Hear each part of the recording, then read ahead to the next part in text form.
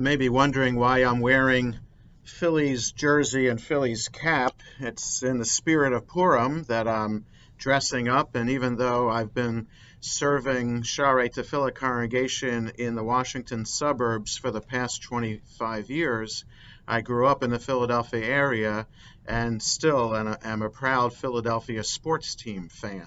And for the holiday of Purim, which is this week, Wednesday evening, March 20th, and Thursday morning, March 21st, it's common to dress up in costume, not just as the characters of the book of Esther, as Queen Esther or King Ahasuerus or Haman or Mordecai, but also other characters in other spirits. So I was glad to have just received my Bryce Harper Philadelphia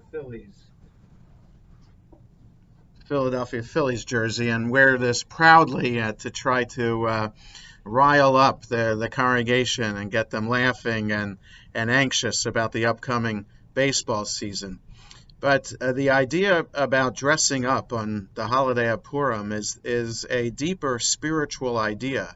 It represents a sense of what would it be like to fantasize about a world that is different, a world in which Jewish people are not persecuted for being Jewish, and by extension, any minority is not persecuted for being a minority. And so, though it might seem odd and perhaps in bad taste to dress up in costume as a sign of revelry and happiness and joy, in light of the rise of anti-Semitism in this country, anti-Semitic comments that are even heard from members of Congress, and especially in light of the horrific, heinous crime against the Muslim community of New Zealand last Friday, where 50 people were gunned down in an act of pure hate.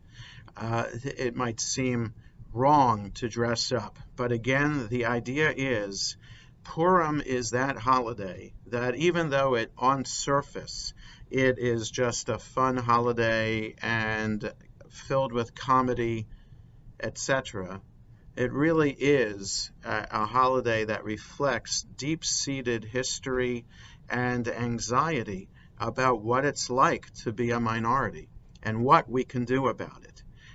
The book of Esther reflects the miracle that intervention came to save the Jews from impending destruction by Haman and the Persians.